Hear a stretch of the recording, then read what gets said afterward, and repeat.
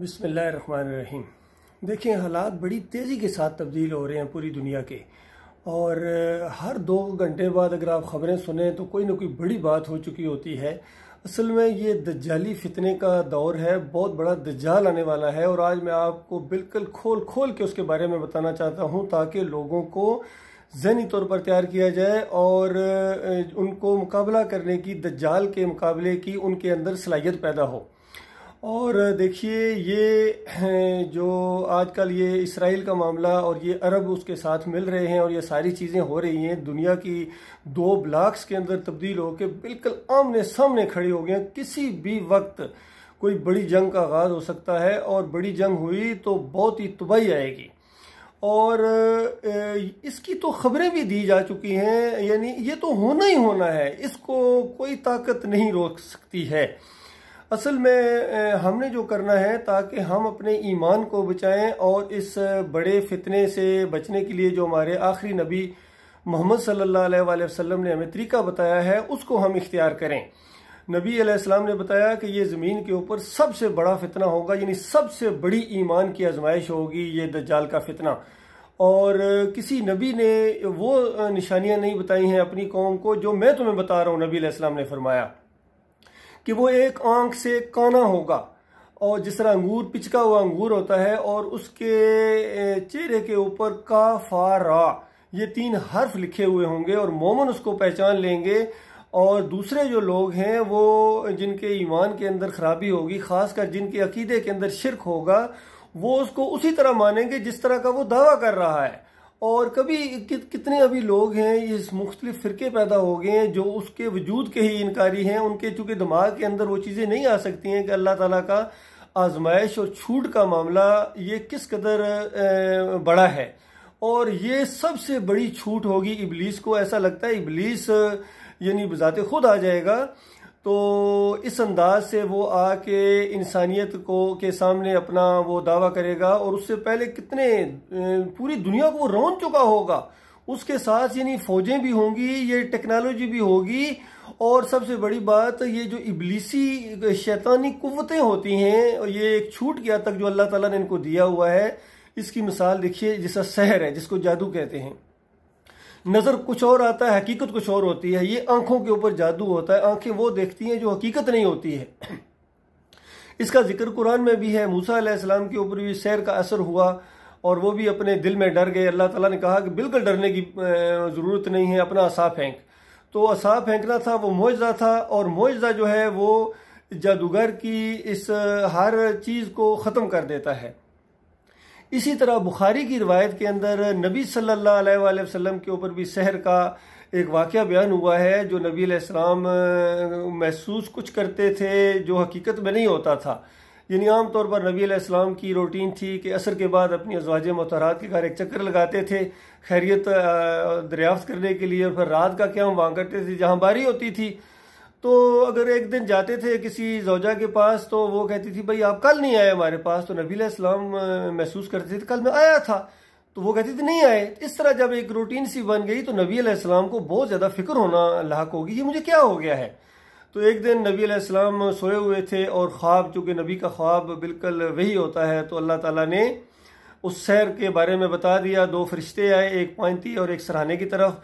एक ने दूसरे से पूछा इनको क्या हो गया। पहले पूछा ये कौन साहब हैं, बताया ये मोहम्मद सल्लल्लाहु अलैहि वसल्लम है। इनको क्या हो गया, इनके ऊपर सहर हुआ है। दूसरे ने कहा किसने किया है, लुबैद बिन आसिम ने किया है। कहाँ किया है, कैसे किया है, पूरी तशरीह बता दी गई। और एक कुएं के अंदर, बालों के अंदर किस तरह का ये होता है मामला।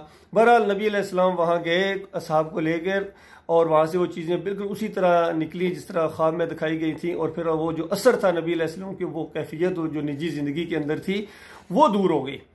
तो आप देखिए, ये एक छूट है अल्लाह की तरफ से। अब बंदा को कहे मैं इब्लीस को नहीं मानता हूँ, मैं इन चीज़ों को नहीं मानता हूँ, मैं सहर को नहीं मानता हूँ, है ही कोई नहीं है ये, तो असल में ये फिर हदीस का इनकार है, कुरान का इनकार है। तो जिस तरह ये जो हमारे यहाँ ये पीरी मुरीदी का मामला हो जाता है, ये सूफियों ने जिस तरीके से लोगों को अपना गर्विदा बनाया और तावीज़ गंडे का जो जोर है, ये भी उसी की किस्मों में से एक किस्म है। आप गौर कीजिए, एक माशरे के अंदर जिस तरह आजकल गुर्बत का दौर है, अगर कोई एक खातून या कोई एक घराना किसी दूसरे घराने को कहे कि मेरे पास जितनी ये बरकतें आई हैं, ये फलां हजरत हैं, फलां पीर हैं, वो तावीज़ देते हैं या वो दम करते हैं मेरे ऊपर, या उनके कोई ऐसा कलाम है उनके पास कि बस फिर वारे न्यारे जी। और अल्लाह ताला इनको आजमाइश में डालने के लिए उसको कुछ नवाज दे और मोहल्ले में बात फैल जाए, इलाके में फैल जाए। बताओ कौन रुकेगा, कौन रोक सकेगा उन लोगों को उस पीर के पास जाने के लिए? तो बेशक कोई अल्लाह का बंदा कहता रहे भाई ये एक फ्रॉड है, अल्लाह तुम्हें आजमाइश कर रहा है, ये नफा नुकसान अल्लाह देता है, रोजी में बरकत अल्लाह देता है, ये जो तावीज़ गंडे के जरिए फलां पीर की वजह से ये लोग कह रहे हैं ये हो गया, औलाद हो गई, ये हो गया, वो हो गया, ये आजमाइश है और तुम्हारा ईमान चला जाएगा, तुम मुशरिक बन जाओगे। इसके बावजूद लोग नहीं रुकते हैं। तो आप अंदाजा लगाइए ये इस सिलसिले की जो हल्की सी आजमाइश है इसमें लोग नहीं रुकते हैं, और वो तो बहुत बड़ी आजमाइश होगी, वो तो खुदाई का दावा करेगा कि मैं तुम्हारा रब हूं। देखो वो बारिश भी बरसाने की छूट उसको अल्लाह ताला ने दी होगी। बल्कि इससे बड़ी बात कि एक आदमी जो उस दौर का मोमिन होगा वो उसका जाके जब उसको जाके बातचीत करेगा और वो पहचान जाएगा कि ये वही दज्जाल काना दज्जाल है जिसके बारे में नबी अलैहिस्सलाम ने फरमाया था, तो वो उसको कहेगा कि तू काना दज्जाल है। वो कहेगा अच्छा नहीं मानता मुझे अपना रब, अभी मैं तुम्हें बताता हूं। वो उसकी गर्दन अलग कर देगा, कत्ल कर देगा। गोया लोगों को यही नजर आ रहा होगा कि ये कत्ल हो गया। अब लोगों को कहेगा कि देखो अगर मैं इसको जिंदा कर दूं तो फिर तुम्हें कुछ मेरी रुबूबियत के अंदर शक होगा। सब जो उसके वो मानने वाले करीबी लोगों के दूसरे लोग कहेंगे कि हमें तो पहले इतना ज्यादा शक कोई नहीं है, लेकिन अगर आप इसको जिंदा कर दें फिर तो क्या कहना, हमारे ईमान के अंदर मजबूती हो जाएगी। वो काफिर मुशरिक कहेंगे हमारा ईमान बढ़ जाएगा इससे कि आप वाकई रब हैं। और वो एक छूट उसको अल्लाह ताला ने दी हुई है, वो उसको उस तरह जोड़ देगा, वो जिंदा हो जाएगा। तो उससे पूछेगा उस मोमिन से कि बता अब तो मानता है ना मुझे अपना रब? वो कहेगा अब तो मुझे और यकीन आ गया कि तू काना दज्जाल काफिर है, क्योंकि नबी अलैहिस्सलाम ने तेरे बारे में यही कुछ बताया हुआ था। फिर वो उसको उठा के एक बज़ाहिर जो आग नजर आ रही होगी उसके अंदर डाल देगा और उसमें अल्लाह ताला उसको मौत दे देगा या जिस तरह भी। और नबी अलैहिस्सलाम ने फरमाया उस दौर का वो सबसे बड़ा शहीद होगा, बहुत बड़ा शहीद हो, बहुत बड़ा गवाह होगा। यानी उसने अपने जान से गवाही दी है कि ये काना दज्जाल है और इसने मुकाबला किया है। तो ये मामला है अल्लाह के बंदो, ये बहुत बड़ी बात है। इसका मुकाबला करने के लिए छोटे ईमान की जरूरत नहीं है। और ये मैं एक बात आपको बताऊं ताकि लोगों की आंखें खुलें। ये जो हमारे यहाँ एक मेहदी का तस्वर पाया जाता है और ख़ासकर ये हमारे जो शिया भाई हैं ये कहते हैं कि एक मेहदी आएगा और फिर उसके बारे में उनके यही अकीदे इसी तरह ये करेगा। बल्कि आके वो तो है जुल्म ये करते हैं कि सहाबा इकराम के नाम लेके कहते हैं कि वो आएगा, अबू बकर और उमर रजी अल्लाह तआला को जिंदा करेगा, दिन में हजार हजार मरतबा फांसियां देगा, उनको फिर जहन्नम के अंदर फेंक देगा, उस आग के अंदर फेंक देगा। ये तो जुल्म करते हैं अपनी जान के साथ। बात मैं जो बता रहा हूं आपको असल में ये दज्जाल ही होगा जिसको ये मेहदी समझ बैठेंगे। ये वो बात है अल्लाह के बंदों में कुरान और हदीस का निचोड़ आपको बता रहा हूं, ये कोई नहीं आपको बताएगा, ये मौलवी हजरात नहीं बताएंगे, क्योंकि ये सारे उसी मेहदी के इंतजार में है कि मेहदी साहब आएंगे जी, मेहदी साहब आएंगे। हमारे औरिया मकबूल साहब भी उसी पर जोर देते हैं और हमारे एक हामद जैद साहब हैं वो भी मेहदी के चक्रों में पड़े हुए हैं कि मेहदी साहब आएंगे। और जितने दूसरे ये ताहिर अल कादरी हो गए, तारिक जमील साहब हो गए, सारे फिरके इसको मानते हैं क्योंकि कमजोर रवायतों के अंदर ये चीज आ गई है। ये शीयत का बड़ा जोर था और दूसरे लोग भी इसके वो रवायतें ले आए हैं, इब्ने माजा और नसाई या इस तरह की तिरमिजी वगैरह वो जो चीजें कुछ ले आए हैं, लेकिन इमाम बुखारी नहीं लाए हैं। इमाम बुखारी और मुस्लिम लाए हैं कि ईसा इब्ने मरियम होंगे, ईसा इब्ने मरियम का नजूल है और वो इमाम आदल बनकर आएंगे, वो 7 साल तक उनकी हुक्मरानी होगी और वो दज्जाल को कत्ल करेंगे अपने खंजर से। ये बुखारी रहमतुल्लाह अलैह लाए हैं। मसला ये है कि ईसा अलैहिस्सलाम का बस सिर्फ इंतजार नहीं करना है कि बस ईसा अलैहिस्सलाम आ जाएंगे तो वो मुकाबला करेंगे, हमने अब कुछ भी नहीं करना। नहीं, ऐसी बात नहीं है। मुसलमानों ने उठना है और उन्होंने वो काम करना है जिसका वो माहौल बने जिसके अंदर फिर ईसा अलैहिस्सलाम तशरीफ लाएंगे और उससे पहले वो इन शैतानी कुव्वतों का मुकाबला करना है। और याद रखिए मेरे भाइयों, जिस तरह कुछ लोग ये कह देते हैं भाई वो उनको कुछ छू मंत्र आता है, वो कुछ कुरानी आयात के जरिए इस तरह रूहानी उलूम के जरिए उस दज्जाल की, ये वो चीज़ नहीं है। देखिए नबी अलैहिस्सलाम ने बताया कि सूरतुल कहफ की इब्तदाई आयतें जो याद करेगा वो दज्जाल के फितने से महफूज रहेगा।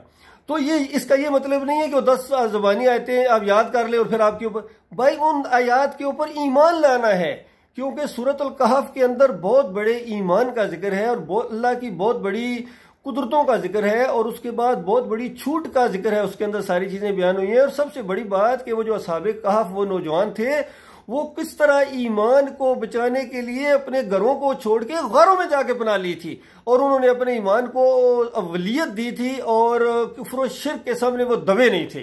तो आपने दबना नहीं है, आपने झुकना नहीं है। और खासकर मैं अपने फौजी भाइयों को ये बात कहूंगा, क्योंकि मुकाबला इन्होंने करना है, ये जंगें होंगी, बड़ी खौफनाक जंगें होंगी, जमीनें लाशों से भर जाएंगी। इस तरीके से आया है हदीस के अंदर कि एक परिंदा अगर उड़ रहा होगा और वो नीचे इतनी बदबू फैल जाएगी कि वो नीचे उतरना चाहेगा तो कोई जमीन तलाश करेगा, उसको जमीन नजर नहीं आएगी, आखिर में थक हार के जब गिरेगा वो भी लाश के ऊपर जाके गिरेगा। और देखिए, हमने अपने ईमान को बचाना है, बाकी जो कुछ होना है वो तो होना ही होना है, उसको तो अब दुनिया की कोई ताकत नहीं रोक सकती है, क्योंकि उस दज्जाल और दज्जाली कुव्वतों के जरिए, उसकी फौजों के जरिए अल्लाह ताला ने इन अरबों को भी तो सजा देनी है ना, इनके लिए भी तो कुछ चीजें पेंडिंग रखी हुई हैं। इन्होंने जो अपने नाशुक्री और गद्दारी की इंतहा के ऊपर जब पहुंचे हैं, अल्लाह ने इनको नवाजा और इन्होंने उसी मालिक और खालिक को गालियां दी, ये गुम्मद के पुजारी, ये अपनी बादशाहत के पुजारी, ये अपने खानदान के पुजारी। तो इन्होंने अल्लाह के दीन को बिल्कुल पसे पुश डाल दिया, जैसे जानते ही नहीं है। लिहाजा अब इनसे किसी खैर की उम्मीद रखना, ये मेरे प्यारे भाइयों बहुत बड़ी नादानी होगी। लिहाजा अब ये माहौल ऐसे नहीं बन गया है, ये एक हकीकी माहौल है। और ये जो OIC खत्म, कोई OIC नहीं है, इसको बिल्कुल खुले ऐलान कर दो मेरे पाकिस्तानी भाइयों और मेरे फौजी भाइयों, कोई नहीं है अब, ये अरबों ये खत्म है। अब नया ब्लॉग बनाओ, नया ब्लॉग बनाओ, नए नाम से बनाओ और इसमें ज्यादा देरी ना करो। ये बड़े लम्हों का मामला है, मिनटों का मामला है। अगर आपने ये जाया कर दिए तो आपको बहुत बड़ा नुकसान होगा। तो बहुत बड़ा एक ऐलान करना चाहिए कि हमारा OIC से कोई तल्लक नहीं है, हमारा नया ब्लॉक है और हम इनके पीछे नहीं चलेंगे। ये लीडरशिप से महरूम हो गए अपने शिर्क की वजह से और अपने इन झगड़ों की वजह से, कुरान का इनकार करने की वजह से। अब लीडरशिप जो है वो मुंतकिल हो गई है अजमियों में, और अजमियों में जो सरे फहरिस्त नाम है वो पाकिस्तान का है, क्योंकि तौहीद की दावत, ईमान की दावत, ये ला इलाहा इल्लल्लाह की दावत आप कह सकते हैं, बिल्कुल पूरी तरह ठोंक बजा के कि ला इलाहा इल्लल्लाह की दावत जो है ये पाकिस्तान से उठी है। और मॉल देखो, पाकिस्तान बना ही इसी नारे के ऊपर था, चाहे वो जिन्होंने बनाया था वो इसके ना मानी जानते हो, लेकिन अल्लाह ने दुनिया को दिखाना था कि ये जो खित्ता है ये पाकिस्तान का मतलब क्या, या पाकिस्तान का मकसद क्या, ला इलाहा इल्लल्लाह। और याद रखिए, इन सारी दज्जाली कुव्वतों का तोड़ ला इलाहा इल्लल्लाह है, अल्लाह के अलावा कोई इलाह नहीं है। तुम्हारा ईमान इतना मजबूत होना चाहिए, अल्लाह के ऊपर तवक्कल और भरोसा। और अल्लाह के ऊपर ईमान का मतलब यह है कि जितने ये शिर्किया अकीदे हैं इनके ऊपर थूक दो। अगर बाल बराबर भी आपका शिर्क के साथ कोई तल्लक ये साबित हो गया तो याद रखिए फिर आपका ईमान नहीं है। अल्लाह के अलावा किसी को दाता कहना, दस्तगीर कहना, मुश्किल कुशा कहना, हाजत रवा कहना, इनको मदद के लिए पुकारना, इनके वास्ते वसीले, तावीज़, गंडे, पीरी, मुरीदी, इन सब चीज़ों के ऊपर लात मारो और फिर अल्लाह के साथ चिमट जाओ। ये होता है ईमान, ईमान खालिस रूह। और ऐसे लोग जो हैं ये दज्जाली फितनों से बचेंगे। और एक बहुत बड़ा ब्लॉक बनाओ मेरे भाइयों, अल्लाह ने आपको खुद ये माहौल पैदा कर दिया। गौर कीजिए, अगर आम हालात होते और इस तरह का माहौल ना बनता तो बताइए, रशिया भी अगर आपके साथ ना होता इस इत्तेहाद में, चाइना भी आपके साथ इत्तेहाद में ना होता, तुर्की भी इत्तेहाद में ना होता, आप अकेले होते तो जिस तरह जो माहौल बन गया है, इन्होंने चढ़ाई कर दी है इंडिया, और पीछे इसराइल और पीछे अमेरिका भी आपका दुश्मन बन गया। पिछली सारी जो आपने कुर्बानियां इसके लिए दी हैं इन बेईमान गद्दारों और खाइनों ने पसे पुश डाल दी और पूरी तरह अब आपको खत्म करने के लिए मंसूबे बना रहे हैं, बल्कि अमली इनकी हरकतें नजर आना शुरू हो गई हैं। तो ये तो फिर बताइए हमारी क्या पोजीशन होती। अल्लाह ताला ने आपको एक बहुत बड़ा मौका दिया है, एक बहुत यानी ऐसा माहौल बन गया है, चाइना की आप ज़रूरत बन गए हैं, और रशिया पूरी तरह क्या नाम है इंडिया के मुंह से निकल कर आपका वो दस्तेबाजू बन गया है, और तुर्की आपके ऊपर निछावर होने के लिए तैयार है, और कितने जितने इस्लामी मुल्क हैं। अब आगे बढ़े, वरना ये लोग कुछ उधर चले जाएंगे। आप ऐलान कर दें, वो एक प्लेटफॉर्म चाह रहे हैं, आप अपनी एक करेंसी बनाएं, ये सारे मुल्क मिलकर डॉलर के मुकाबले में, यूरो के मुकाबले में एक पूरा इत्तेहाद कायम करें, जिस तरह नाटो तर्ज का इत्तेहाद था, फौजी इत्तेहाद हो जाए, एक फौज होनी चाहिए इन सारे ममालिक की, तब आप बचेंगे। तुर्की की और पाकिस्तानी फौज का तो फौरन ऐलान कर दिया जाए कि ये बिल्कुल एक फौज है, हमारे लोग उधर जाएं, उधर के लोग इधर आए, अपना असला एटॉमिक जितनी ये वार हेड्स वाला है, मिसाइल है, छोटे रेंज के मिसाइल है, ये सारे वहां मुंतकिल करें, उनसे लें, इसी तरह चाइना के साथ, इसी तरह रशिया के साथ, और पूरी तरह आप अपने तौर पर अटैक की पॉलिसी याद रखिए। ये इंतजार ना करें इंतजार ना करें कि वो पहल करेंगे फिर हम जवाब देंगे। ये ऐसा जंगी दौर है कि जवाब देने का मौका नहीं मिलेगा आपको, और फिर आप हाथ मलते रह जाएंगे कि कितने जबरदस्त किस्म के हथियार हमारे पास थे, और ये हम वक्त पर बटन सिर्फ नहीं दबा सकें, ये इस तरह का मामला नहीं कर सकें। तो ये मामला है। अल्लाह के बंदो, ईमान अपना खालस करो। मेरा यूट्यूब जो चैनल है इसमें सारे जितने बयानात हैं उसको सुनो गौर के साथ। ये यूनिक है। मैं ईमान की दावत आपके सामने पेश कर रहा हूं, मैं ला इलाहा इल्लल्लाह का असली मानी आपको पेश कर रहा हूं। कोई दूसरा आदमी नहीं बताएगा ये चीजें आपको। जिस तरह दज्जाल के बारे में मैंने आपको ये बात बताया है कि दज्जाल आएगा, दज्जाल असली है और उसको अल्लाह ताला ने छूट दी हुई है, ठीक है। और वो वही शख्सियत होगी जो शियों का मैदी है। वो कहते हैं 4 साल का वो लौंडा वो भाग गया था असली कुरान लेके, वो गारों में छुपा हुआ है, और दज्जाल भी गार में है। देखिए इनका किस कदर मुमासलत है। और जो काम दज्जाल करेगा वही वो उनके बारे में कहते हैं कि मेहदी साहब ये सारी कुदरतें रखते हैं, जिंदा करते हैं, मारते हैं, ताकतों वाले हैं। फिर उसके बाद 80 झंडे उसके साथ होंगे और 70,000 ईरानी सबसे पहले उसका साथ देंगे। अल्लाह के बंदो, अब भी आंखें नहीं खुलती हैं। 70,000 ईरानी सबसे पहले उसके ऊपर बैत करेंगे, और वो इस्फहान से, यह हदीस के अंदर, सही हदीस के अंदर मौजूद है। ये मामला है अल्लाह के बंदो। और ये जो कहते हैं कि वो पता नहीं दज्जाल होगा जो मदीने, वो क्या नाम है, मेहदी साहब होंगे मदीने से उठ के फिर वो मक्का चले जाएंगे, फिर वो अरब वाले, ये बिल्कुल झूठ है। बिल्कुल इसके अंदर कोई हकीकत नहीं है, ये बिल्कुल फ्रॉड है। और ईसा इब्ने मरियम का नजूल है, और वो फिर कमांड अपने हाथ में ले लेंगे, और वो कोई नए नबी या नई शरीयत लेके नहीं आएंगे। वो वही नबी हैं जो थोड़ी देर के लिए उठाए गए हैं, और उसके बाद वापस आएंगे, और उन्हीं के जरिए इन यहूदियों के ऊपर बहुत बड़ा अजाब आएगा। आज जो ग्रेटर इसराइल है, यकीन कीजिए ये इनका ग्रेटर कब्रिस्तान बनने वाला है, ग्रेटर कब्रिस्तान। उससे पहले ये अरबों के ऊपर अजाब आ चुका होगा। और अल्लाह का लाख लाख शुक्र है, हमारे मुल्क को अल्लाह ताला ने इनके जाल से निकाला है। ये अल्लाह ने निकाला, वरना हम निकल नहीं सकते थे। और हमारी अगर ये अपने नवाज शरीफ साहब या दूसरी पिछली हुकूमतें होती थी, इन्होंने तो इस जाल से निकलना ही नहीं था। ये तो इमरान खान साहब ने एक बड़ी हिम्मत करके जुर्रत का मुजाहरा किया है, और क्या नाम, महमूद कुरैशी साहब ने, और ये मामला हो गया है। ये बहुत बड़ी बात हो गई, अल्लाह ताला ने आप से ले ली है। और अब आप अल्लाह के भरोसे के ऊपर हर तरह के शिर्क और कुफर, जिसकी मैं निशानदेही करता हूँ, इसके ऊपर गौर कीजिए। ये अगर इस शिर्क और कुफर के आप अंदर रह गए, आप दज्जाल का मुकाबला नहीं कर सकते हैं।